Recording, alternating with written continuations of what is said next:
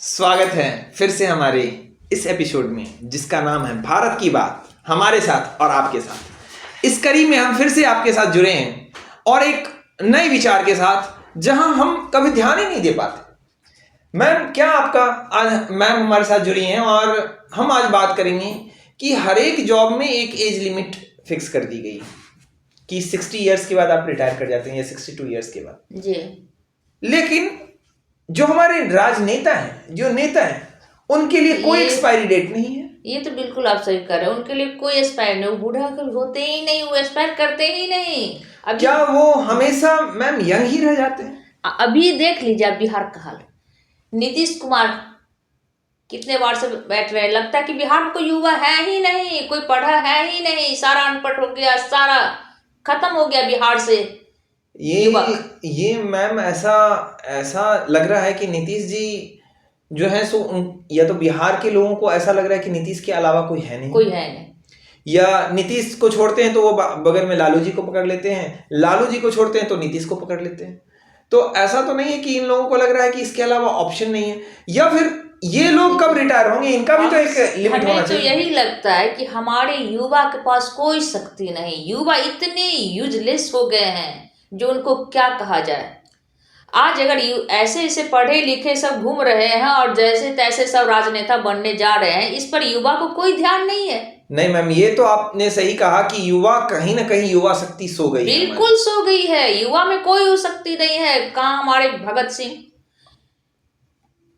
चंद्रशेखर आजाद या जो भी आजाद, कितने ऐसे ऐसे मैम, अशफाक उल्लाह खां या हमारे ये खुदीराम बोस, ऐसे बच्चे जो 18 इयर्स एज में फांसी के तख्ते पर झूल चुके, और उसका ये देश आज ऐसे युवाओं से हटा पड़ा है जो किताबों में घुसा हुआ है मैम, और उसके कीड़ा बन गया है। ये जो गवर्नमेंट है सो किताबी कीड़ा बना दिया युवा को। क्या करेगा युवा, शक्ति छीन लिया। मुझे युवाओं में कोई कमी नहीं दिखती, युवा में आक्रोश है, उनमें वो जोश है कि वो इस ठंड को, इस बर्फ को पिघला दे। अगर हिमालय चले जाएं, अगर ग्लेशियर पे चले जाएं, तो उनके उस जोश से पूरा का पूरा हिमालय पिघल सकता है। हमारे युवाओं में वो ताकत है, लेकिन समस्या है कि उनको ऐसे ट्रैक में उलझा दिया गया है। सरकारी जॉब, ये जॉब का जो कंडीशन उन पे डाल दिया गया, उनके पेरेंट्स भी उनको यही समझाए जा रहे हैं कि इस जीवन में ये सब चीज क्या प्रदर्शन करके, जॉब नहीं तो कुछ नहीं, प्रदर्शन करके ये सब में समय बर्बाद है, देश की राजनीति में आपको कोई भागीदारी नहीं, आप जॉब कीजिए और जीवन आराम से जीजिए। और ये चीज ऐसा घुसा दिया गया है युवाओं में कि युवा इस तरफ ध्यान ही नहीं दे रहा कि कौन राजनेता बन रहा है। कभी किसी युवा के मुंह से मैंने ये बहिष्कार नहीं सुना कि नीतीश को ही क्यों देंगे हम वोट, वाई। बिल्कुल।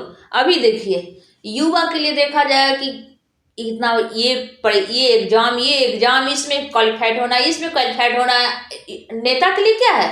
कुछ नहीं।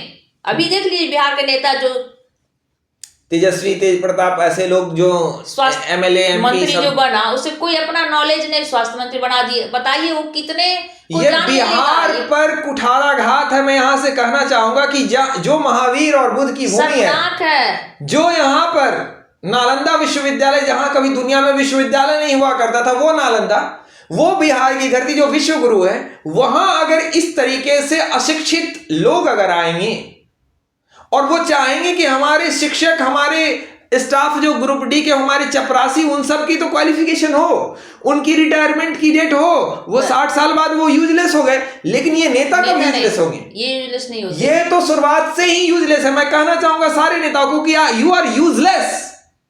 आप में वो जरा सी भी, बिल्कुल सही, जरा सी भी आप में काबिलियत नहीं है। मैं अगर आपको खड़ा कर दूं और बोलूं 4 बात बोलने के लिए, तो सर मैम इनको वो भी ये लाइन पेज पर लिख के आते हैं, उसको भी थरथराते बोलो। अगर आपको 10 ये सभा को संबोधित करने नहीं आ रहा है बिना पेज पर लिखे हुए, 5 सेंटेंस वो लोग बात नहीं कर सकते बिना देखे। हमने देखा है राहुल गांधी के स्पीच को, अरे वो लीटर, जो चीज को मेजर करना है लीटर में, उसको केजी में मेजर करने लगते हैं। मत लीजिए, उसका तो नाम ही लेना। युवाओं के लिए कलंक है ये सब। वायरस है, कोरोना वायरस को भगाए, यहाँ तो एक से एक वायरस पड़े हुए हैं। मैम ये हमारे युवा क्यों नहीं ये बात समझ पा रहे हैं? कुछ नहीं समझ रहे युवा को। तो क्या जाने। मैंने कई बार युवा से देखा है, वो कहते हैं कि इस बार हमें बीजेपी को वोट देना है, इस बार हमें कांग्रेस। किसी को वोट नहीं देना चाहिए। वो ऐसा क्यों नहीं सोचते? उनके दिमाग में ये चीज आपके दिमाग में क्यों नहीं आती कि निर्दलीय भी खड़ा हुआ जा सकता है? बस। और आप युवा सब मिलके आप एक मीटिंग कीजिए और आप अपने जगह से अपने ही युवा को खड़ा कीजिए। जरूरत क्या है कि कोई आपके सामने एक रबर स्टाम्प आके बैठा जाए, आप उसके पीछे लग जाएं कि इनको जिताना है, इनको जिताना है। आप सोच रहे हैं बीजेपी को जिता रहे हैं, मतलब मोदी जी को जिता रहे हैं, मोदी जी ही आपके गांव का भलाई करें। मोदी जी ठीक है, जो भी काम कर रहे हैं, योगी जी जो है अपना काम कर रहे हैं, लेकिन आपके क्षेत्र में जो युवा है, आप सोच रहे हैं कि मोदी जी ही काम करेंगे, ऐसा कभी नहीं होगा। इसलिए ये आपकी रिस्पॉन्सिबिलिटी है कि आप किसी पार्टी को जिताने पर मत ध्यान दीजिए। आप देखिए कि आपके आसपास में कौन सा युवा है, उस युवा को खड़ा कीजिए और उसको एक रिस्पॉन्सिबिलिटी दीजिए कि अगर आपने साल भर में नहीं किया तो ये सीट आप भले ही जीत जाएंगे संवैधानिक तरीके से, लेकिन वहां पे दूसरा आदमी आ जाएगा। ऐसे 5 या 4 युवा को का एक गठन बनाइए जिनको आप सब लोग सपोर्ट कीजिए और उनको चेंज किया जाता रहेगा। इस तरीके से मिलकर एक हमें हेल्दी चीज बनानी चाहिए जिससे कि समाज में यहाँ मुखिया भी बदलाव आए। मैं ये कहना चाहूंगा, यहाँ मुखिया भी जो बनते हैं वो भी कुछ नहीं करते हैं, कुछ नहीं, क्या फायदा। लेकिन चुनाव में मैंने सुना है कि मुखिया के चुनाव में लोग करोड़ों रुपए खर्च कर रहे हैं, करोड़ों रुपए खर्च कर रहे हैं। मैंने मुंह से सुना, मुझे आश्चर्य का ठिकाना नहीं रहा कि मुखिया, और मैं मुखिया तो छोड़िए, सरपंच जो बनते हैं वो आज सरपंच का शपथ लिया और अगले दिन बोलेरो लेके घूमने लगते हैं। ये करप्शन का कैसा स्तर है, करप्शन ये क्योंकि मुखिया बड़े कैंसर के रूप पकड़ा है। मैं यहाँ कहना चाहूंगा मैम कि मुखिया सरपंच ऐसे होने चाहिए जिनको पैदल घूमना है। बिल्कुल, आप समाज में 4 व्हीलर लेके घूमेंगे गाँव में, हम लोग उसको चुनते हैं, हम लोग पैदल हैं, वो लोग गाड़ी क्यों? और वो तो सक्षम है ही, तो फिर उनको तो उसमें खराबी नहीं, उसको थोड़ा सा बीमार पड़ा विदेश जाएगा दिखाने। अरे यहाँ आम आदमी क्या है, जो तुम्हें चुना वही कहीं नहीं, आप लोग यहाँ से वहां जा रहे हैं, ऐसा क्यों है? सभी के लिए क्यों नहीं ऐसा करते हैं आप? ये बात आपने मैम बहुत अच्छी उठाई कि आज हमारी सरकारी व्यवस्था की स्थिति इतनी जर्जर है। चाहे आप अस्पताल चले जाएं, चाहे आप सरकारी स्कूल चले जाएं, चाहे आप सरकार जो रेलवे स्टेशन है उस पर चले जाएं, आप देखेंगे कि किस प्रकार की अराजक स्थिति है। जहां पे जनता रह रही है वहां देखिए कचरे का कैसा ढेर लगा हुआ है। जनता जनार्दन जब वोट लेने की आएगी तो जनार्दन हो जाता है, उसके बाद जनता हो गई फकीर से बदतर। मुझे इस बात पर, मुझे राजनेता पर कम गुस्सा और इन जनता पे ज्यादा गुस्सा आ रहा है। हाँ। आप क्यों नहीं सोच पाते हैं कि बहिष्कार करें, वोट नहीं डालें और जो मैम कुर्सी पर बैठाने के बाद ये शोक क्यों हो जाती है? ये ऐसा क्यों सोच रहे हैं कि 5 साल तक तो आप कुछ नहीं कर सकते?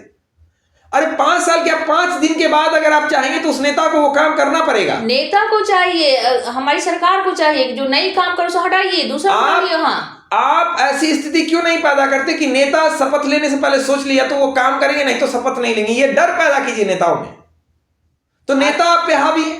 आप घेराव कीजिए, उनके आवास का घेराव कीजिए। आप कहिए कि उनको घर से बाहर नहीं निकलने दें। नहीं तो फिर उसको 6 महीना साल भर का टर्म दीजिए। आप सही किए तो रहिए, टाइमिंग के साथ, विद टाइमिंग, कि अगर इस गांव में सड़क नहीं बना है तो with in 5 month, 1 month, 5 month, 6 month, कोई भी काम के लिए 6 मंथ से ज्यादा का अल्टीमेटम नहीं मिलेगा, क्योंकि सरकार ने आपकी एज फिक्स कर रखी है कि आप कितने भी टैलेंटेड हैं लेकिन आपने एक खास एज क्रॉस कर ली तो आप वो फॉर्म नहीं भर सकते। फिर नेता को क्यों ऐसा छूट कि आप 5 साल में जो काम आप यहाँ पे मांगने आए कि हम रोड बनाएंगे, हम बिजली देंगे, हम पानी देंगे, आप 5 साल में कुछ नहीं करते और फिर से जो चीज आपने पिछली बार मांगी थी वही चीज आप फिर अगले बार भी लेके पहुंचते हैं। नेता तो अपने मुंह कैसे दिखलाता है, शर्म आनी चाहिए उसको। मैं ये पूछना चाहता हूं कि जब नेता आपके दरवाजे पर आते हैं, पैर पर गिरने आएगा, उसके बाद तन के खड़ा हो जाता है। ये कितना जनता कैसा मूर्ख है। जब आपके दरवाजे पर आते हैं तो आपके घर में क्या सियाही और काली क्यों नहीं है कि आप उनके मुंह पे पोत देते हैं? बिल्कुल। ऐसे नेता घूम कैसे रहे हैं समाज में?